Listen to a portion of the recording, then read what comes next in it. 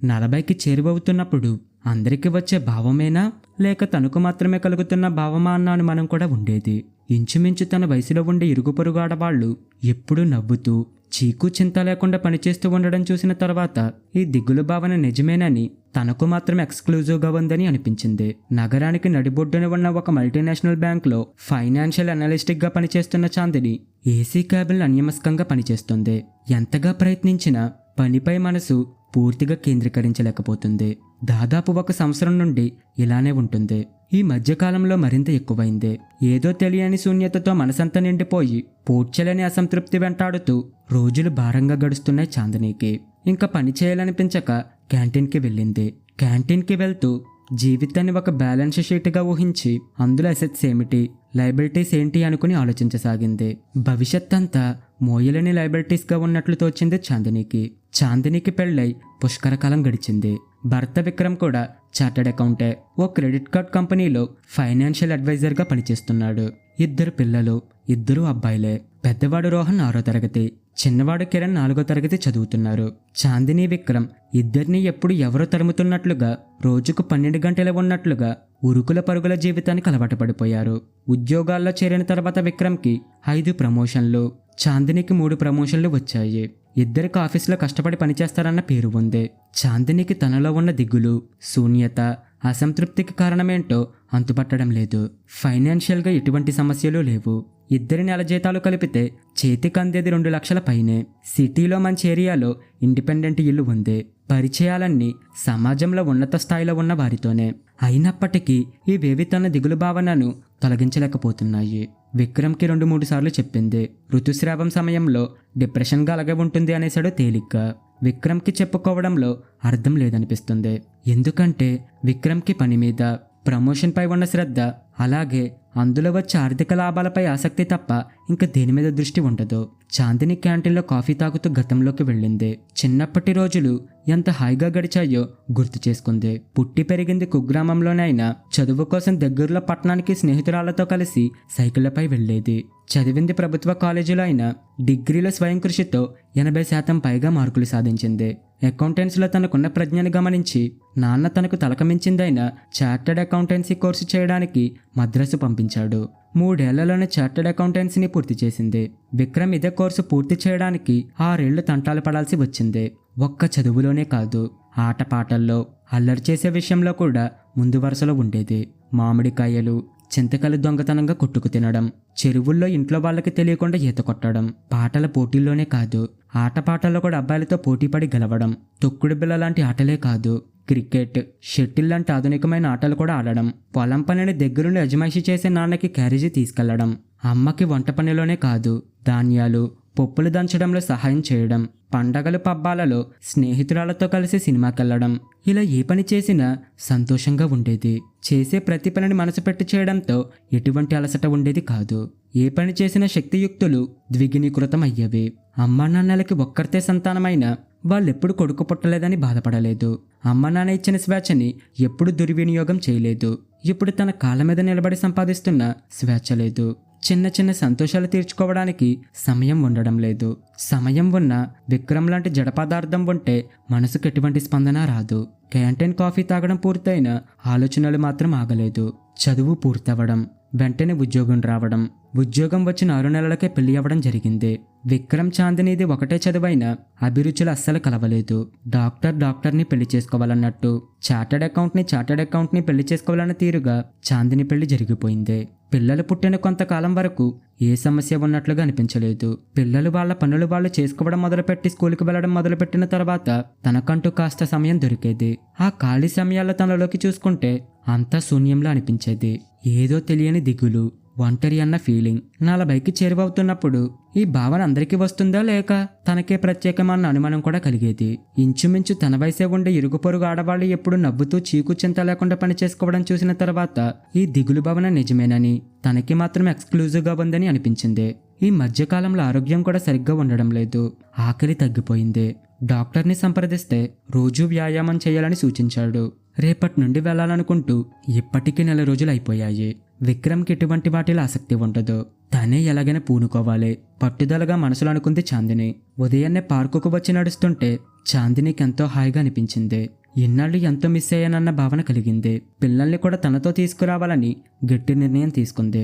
మరుసటి రోజు నుండి రోహన్ కిరణ్ని కూడా తనతో పాటు పార్కుకి తీసుకువచ్చింది. పిల్లలు కూడా పార్కులో నడకని ఎంజాయ్ చేస్తున్నారు. పార్కుకు వస్తున్న ఇతర పిల్లలతో వాళ్ళకి స్నేహాలు కూడా ఏర్పడ్డాయి. పిల్లలతో పాటు వాళ్ళకు తాతయ్య గారు కూడా స్నేహితుడయ్యారు. ఆయన పేరు సుందరం గారు.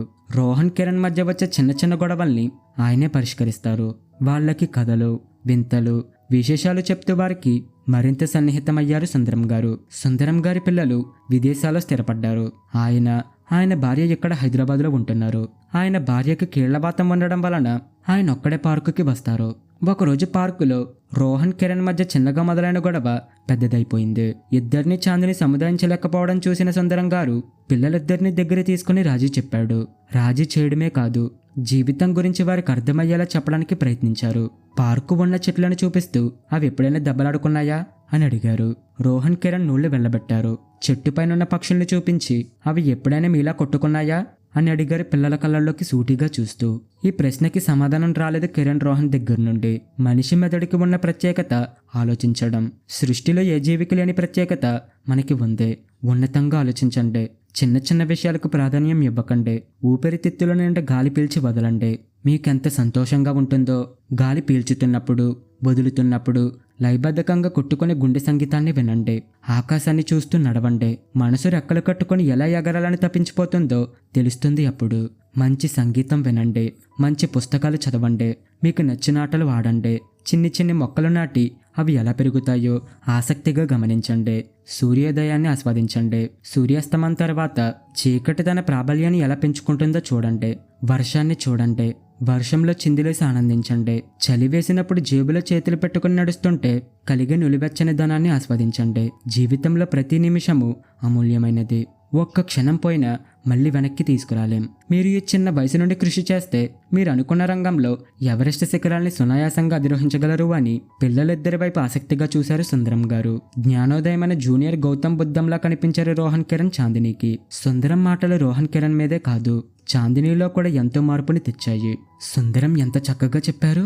ఊపిరి పీల్చడంలో కూడా ఎంతో సంతోషం ఉందని అని అనుకోకుండా ఉండలేకపోయింది చాందిని. నిజమే, తన ఊపిరి నిదానంగా విశ్రాంతిగా తీసుకొని ఎన్నేళ్ళు అయినట్లు ఉంది. కదులుతున్న ట్రెడ్మిల్ మీద ఉన్న దానిలా నిత్యం పరుగాపితే కింద పడిపోతానేమోనని అనుమానం. తనని తాను లోతుగా పరిశీలించుకొని ఎన్నేళ్లయిందో, తనకేం కావాలో ప్రశ్నించుకొని ఎన్నాళ్ళయిందో, తను చేసే ఉరుకుల పరుగుల ప్రయాణానికి విరామం ఇవ్వాలన్న ఇవ్వాలని నిస్సహాయతకు నెట్టిన పరిస్థితులు ఏమిటో కూడా ఆలోచించుకోలేనంతగా సాగిపోతుంది జీవితం. జీవితంలో చిన్న చిన్న సంతోషాలను కూడా పొందలేనంతగా సాగిపోతున్న జీవితాన్ని చిన్నపాటి పరిశీలన కూడా చేసుకోలేని అసమర్థతలో నిర్వేదంలో ఉందా తన ప్రయాణం అనిపిస్తుంది. జీవితానికి సార్థకత ఏమిటి? ఎక్కడికి ప్రయాణం? ఎందుకిలా ప్రయాణం అని ప్రశ్నించుకుంటే ఇప్పటికిప్పుడు సమాధానాలు చెప్పుకోలేదామే. జీవించడానికి ఖచ్చితంగా డబ్బు అవసరమే, కానీ డబ్బు సంపాదించడానికి జీవితం ఉందన్న విక్రమ్ లాంటి వ్యక్తితో కాపురం చేయడం వలన తనలో ఈ శూన్యం దిగులు అనే భావనలు వచ్చాయంటే అవుననే సమాధానం చెప్తుంది చాందిని అంతరాత్మ. డబ్బు కెరీర్ తప్ప మరే ధ్యాస లేని విక్రమ్ కాపురం తను చెయ్యని తప్పుకి శిక్షలా తోచింది చాందినికి. తను సంపాదించే జీతాన్ని కూడా విక్రమ్ అజమాయిషి చేస్తున్నాడన్నది సుహాసిని అభియోగం కాదు.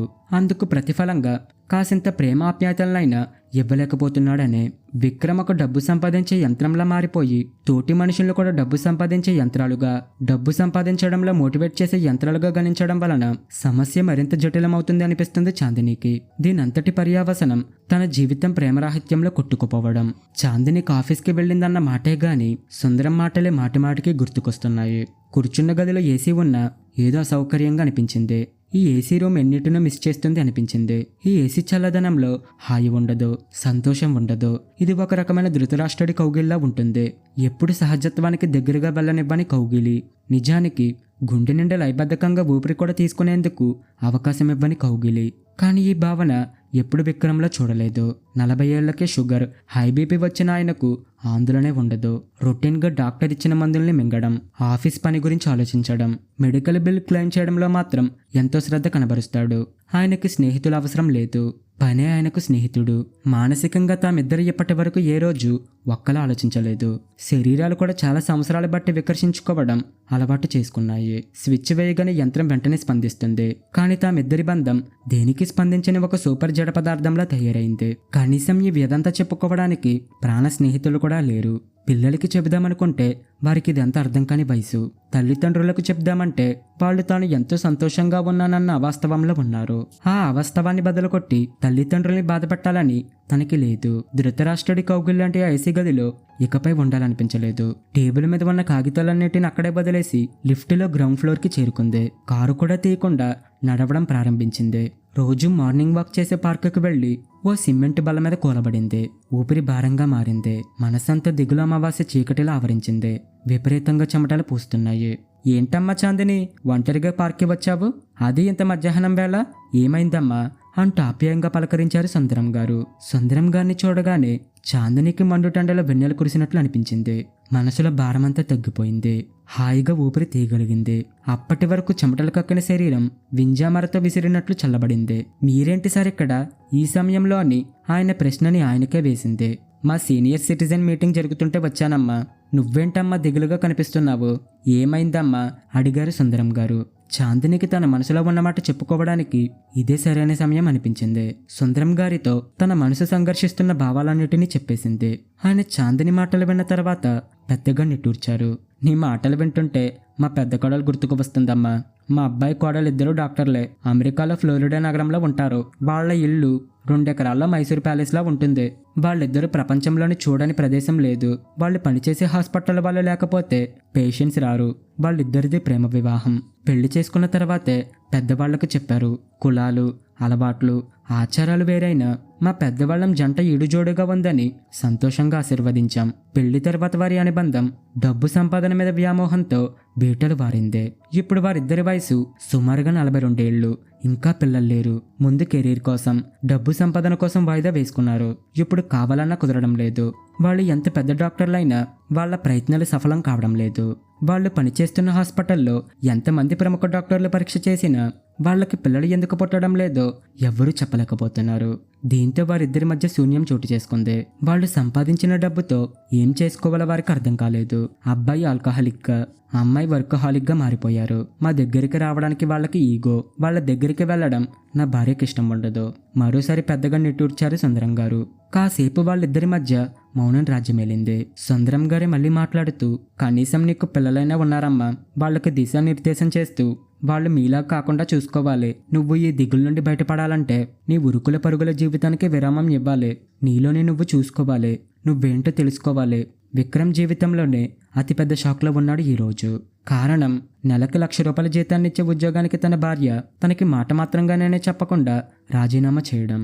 కనీసం కాసింతైనా ఈ విషయంపై చాందినీలో రిగ్రెట్స్ కనిపించకపోవడం విక్రమ్కి అర్థం కావడం లేదు. దానికి తోడు తనకి చెప్పకుండా 2 వారాల కేరళ టూర్కి 4 టికెట్స్ కూడా బుక్ చేసేసింది. ఊరికి తను రానంటే వెనక్కి తగ్గుతుందనుకున్నాడు. కానీ సింపుల్గా ఫోన్ చేసి ఒక టికెట్ క్యాన్సిల్ చేసింది. పిల్లలు కూడా అమ్మతో కేరళ వెళ్తామని కరాఖండిగా చెప్పేశారు. దీంతో విక్రమ్ రక్తపోటు మరింత పెరిగిపోయింది. చాందిని ఉద్యోగం మానేయడం వలన ఎంత నష్టమో లెక్కలు వేస్తున్నాడు.